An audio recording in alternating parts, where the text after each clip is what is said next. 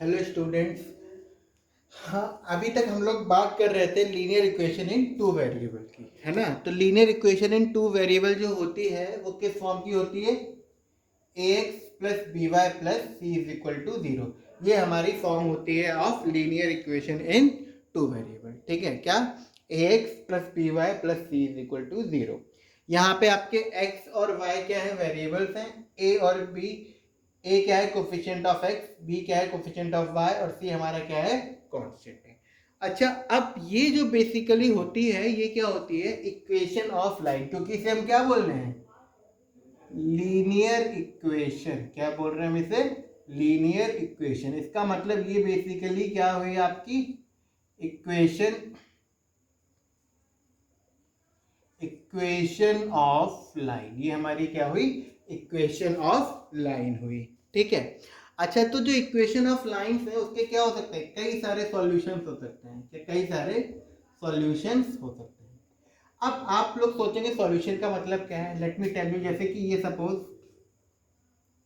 Axis है, ये x axis है, ये वाई एक्सिस है। ठीक है। अब सपोज ये लाइन है, हाँ, ये क्या है? हमारी लाइन है।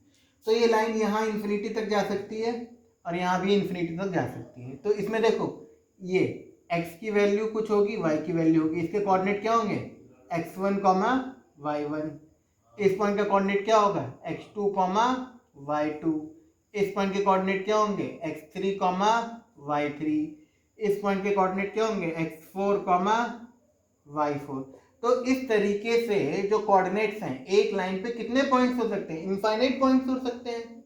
एक लाइन पे इनफाइनाइट पॉइंट्स हो सकते हैं। तो इसका मतलब एक जो लाइन है उसमें कितने सॉल्यूशन हो सकते हैं? इनफाइनाइट सॉल्यूशंस हो सकते हैं। किसी भी लाइन में लीनियर इक्वेशन में कितने सॉल्यूशंस हो सकते हैं? इनफाइनाइट सॉल्यूशंस हो सकते हैं, क्योंकि किसी भी एक लाइन पे इनफाइनाइट पॉइंट्स हो सकते हैं या फिर इनफाइनाइट कोऑर्डिनेट्स हो सकते हैं, और वो सारे कोऑर्डिनेट्स जो होते हैं वही हमारे क्या होता है? सॉल्यूशन होता है। एक्स और वाई की वैल्यू जो हमारी होती है वही हमारी इक्वेशन की क्या होती है? सॉल्यूशन होती है। जैसे कि मान लो आपको एक इक्वेशन दे रखी है, हम लोग एग्जांपल लगाते हैं। ठीक है। Suppose we have given an equation.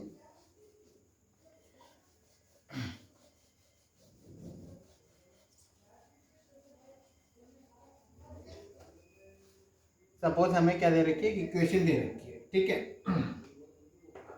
अच्छा, अब हमें इक्वेशन क्या दे रखी है कि x plus two Y is equal to six. जो हमें इक्वेशन दे रखी है, एग्जाम्पल नंबर 3, क्या है?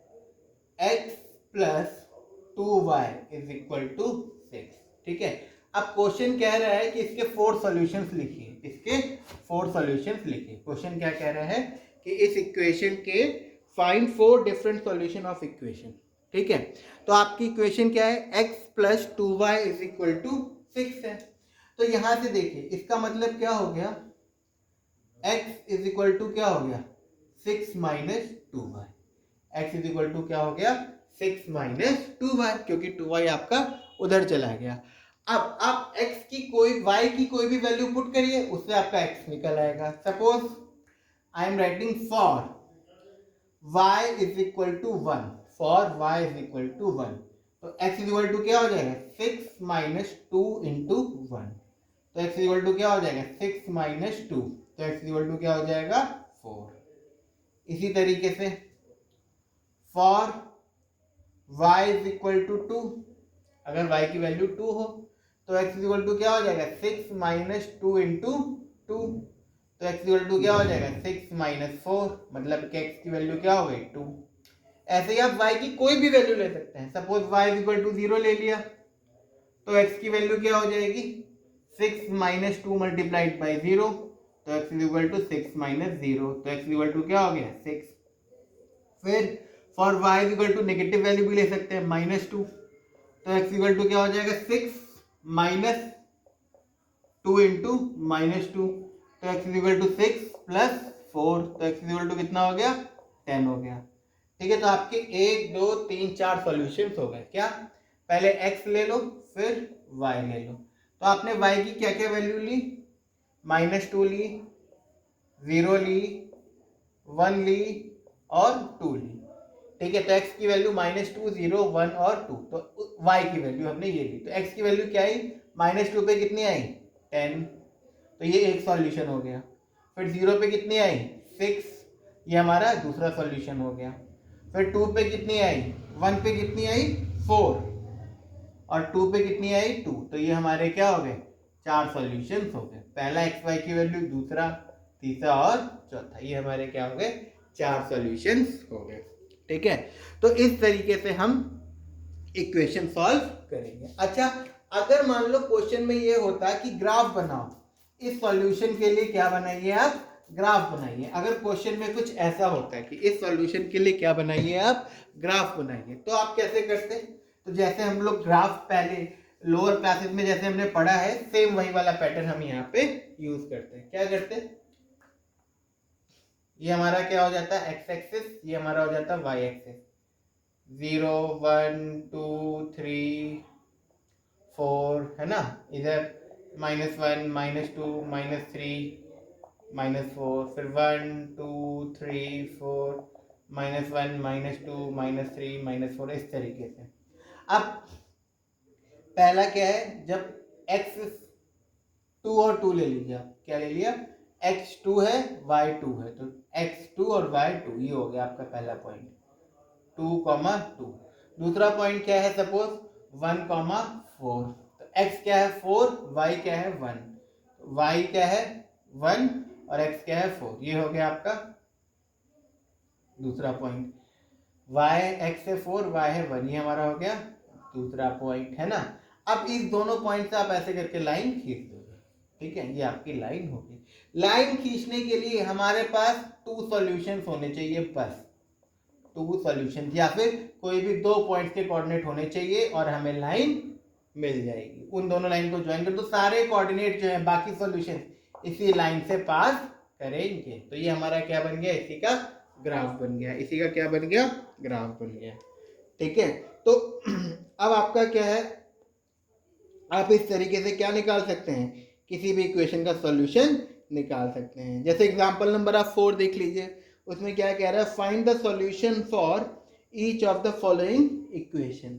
ठीक है, तो इसमें एक हम लोग ले लेते हैं 4x + 3y = 12। क्या है आपकी इक्वेशन, सपोज एग्जांपल नंबर 4 जब हम लेते हैं तो इक्वेशन क्या है, एग्जांपल नंबर 4 क्या है आपकी 4x + 3y = 12। तो इसमें आपको 4 सॉल्यूशन लिखने हैं, तो वही चाहे आप x की वैल्यू पुट करिए चाहे आप y की वैल्यू पुट करिए। पहले हम लोग y की लेके चल रहे थे, अब x की लेके चल लो।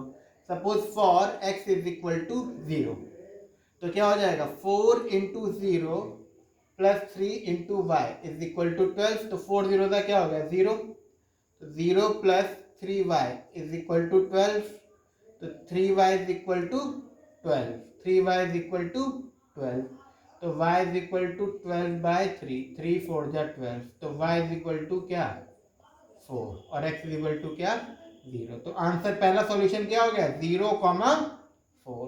ऐसे ही अब सपोज x की वैल्यू 1 ले लेते हैं हम, तो क्या 4 × 1 + 3y = 12, तो 4 1 जा 4 + 3y = 12। अब 4 उधर गया तो 3y = 12 - 4, तो 3y = 8, तो y = क्या हो गया आपका 8/3, ये दूसरा सॉल्यूशन हो गया।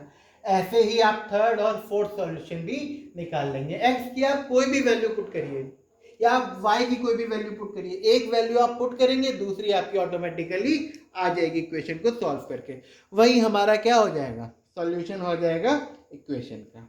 ठीक है, अब हम लोग अगर देखते हैं एक्सरसाइज 4.2, अगर हम एक्सरसाइज 4.2 देखते हैं, उसके चलो हम लोग कुछ क्वेश्चंस करके देख लेते हैं। ठीक है, एक्सरसाइज 4.2 तो बहुत ही सिंपल है, जैसे एग्जांपल्स हैं सेम उसी टाइप के हमारे क्या हैं एक्सरसाइज 4.2 के क्वेश्चंस हैं। ठीक है, एक्सरसाइज 4.2 के जो क्वेश्चंस हैं वो सिमिलर है जैसे हमने क्या किए हैं एग्जांपल्स किए हैं। ओके, तो let us start with exercise 4.2। अब 4.2 का पहले क्वेश्चन नंबर 1 अगर हम देखें तो क्वेश्चन नंबर जो 1 है वो क्या कह रहा है? क्वेश्चन नंबर 1 क्या कह रहा है कि इस इक्वेशन, एक गिवन इक्वेशन है, उसमें कितने सॉल्यूशंस होंगे।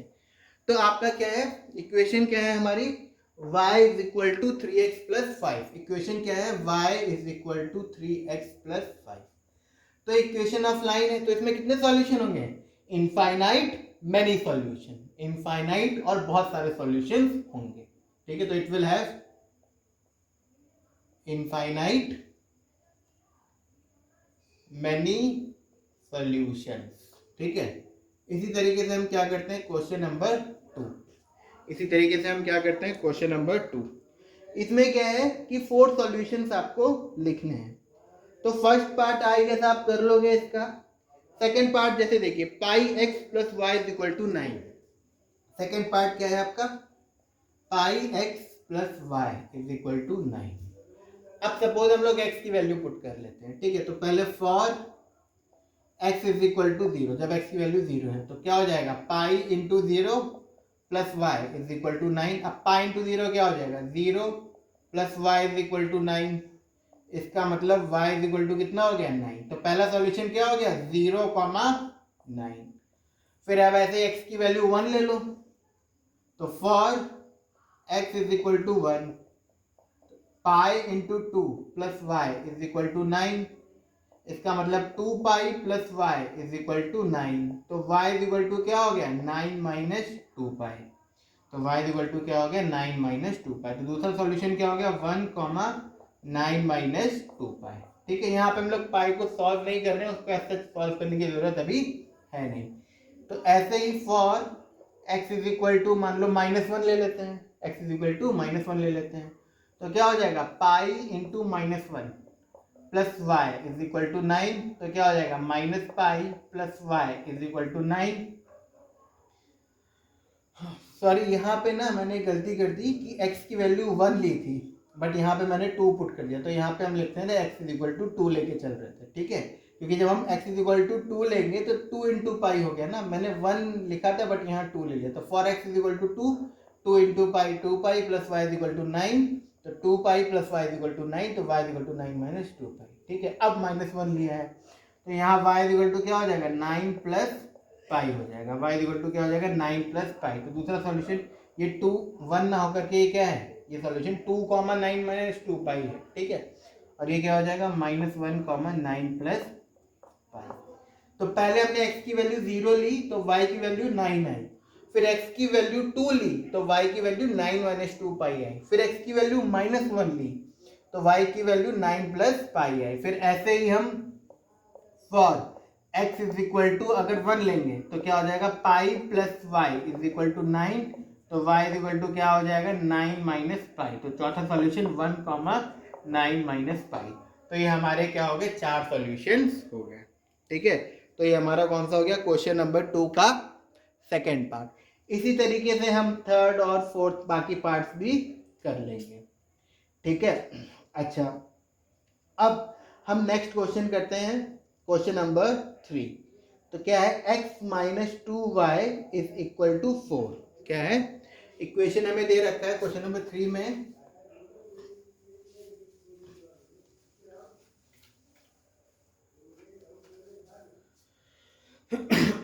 क्वेश्चन नंबर 3 अगर हम देखते हैं तो उसमें हमें क्वेश्चन नंबर 3 में हमें इक्वेशन क्या दे रखी है, पहले आप वो देख लीजिए क्या दी हुई है कि x minus 2y is equal to 4। क्या, x minus 2y is equal to 4। अब इसमें कुछ आपको पार्ट दे रखे हैं, उसमें से पूछा है कौन सा इसका करेक्ट सॉल्यूशन है। तो पहला फर्स्ट पार्ट क्या है, 0,2। फर्स्ट पार्ट क्या है, 0,2। अब हमको पता है पहले x की वैल्यू लिखी जाती है फिर y की। तो इसका मतलब यहां से x इज इक्वल टू 0 है और y इज इक्वल टू 2 है। ठीक, अब इस इक्वेशन में अब इसमें से कोई भी एक वैल्यू पुट करिए। सपोज आपने x is equal to 0 put किया है, तो जब आप x यहाँ पे 0 पुट करेंगे तो आपका y 2 आना चाहिए। अगर आ रहा है तो सही है, वरना गलत, ये इसका सॉल्यूशन नहीं है। इसी तरीके से अगर आप y 2 पुट करेंगे तो x 0 आना चाहिए।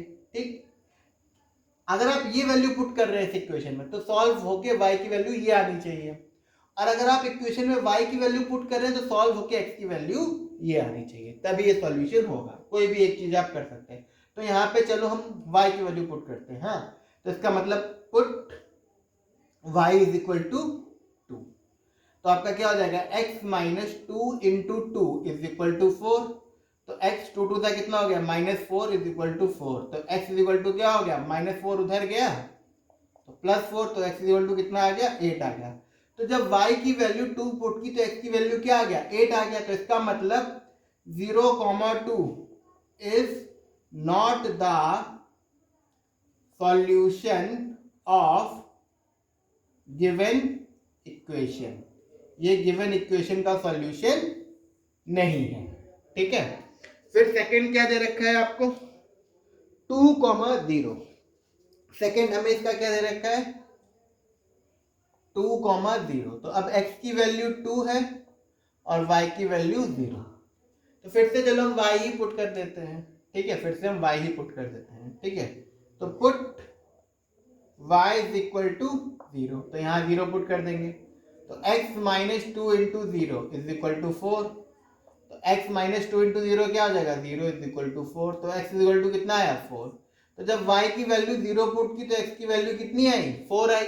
लेकिन आनी कितनी चाहिए थी, 2 आनी चाहिए थी। तो इसका मतलब 2,0 is not the solution of given equation. ठीक है, ये इसका सॉल्यूशन नहीं है।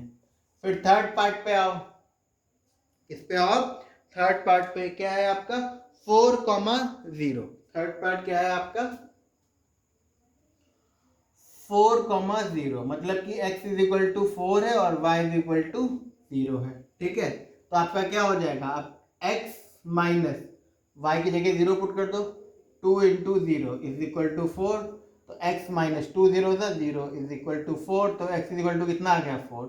तो जब y की वैल्यू 0 पुट की, put y is equal to 0। तो जब y की वैल्यू हमने 0 पुट की तो x की वैल्यू कितनी आ गई, 4 आ गई। तो जब y की वैल्यू 0 पुट की और x की वैल्यू 4 आ गई तो इसका मतलब ये सॉल्यूशन है। तो thus it is the solution of given equation. ऐसे ही आप इसका फोर्थ पार्ट करेंगे, ऐसे ही आप इसका फिफ्थ पार्ट करेंगे। ठीक है, तो कौन कौन से सॉल्यूशन है इसके और कौन कौन से इसके सॉल्यूशन नहीं है वो हमें पता चल जाएगा। तो अभी हमने इसके 3 पार्ट लिए। फर्स्ट पार्ट सॉल्यूशन नहीं था, सेकेंड पार्ट सॉल्यूशन नहीं था और थर्ड पार्ट इसका सॉल्यूशन था। ठीक है, अच्छा अब है question number 4। Question number 4, question number 4 भी बहुत सिंपल है, सेम पैटर्न पे ही चलेगा।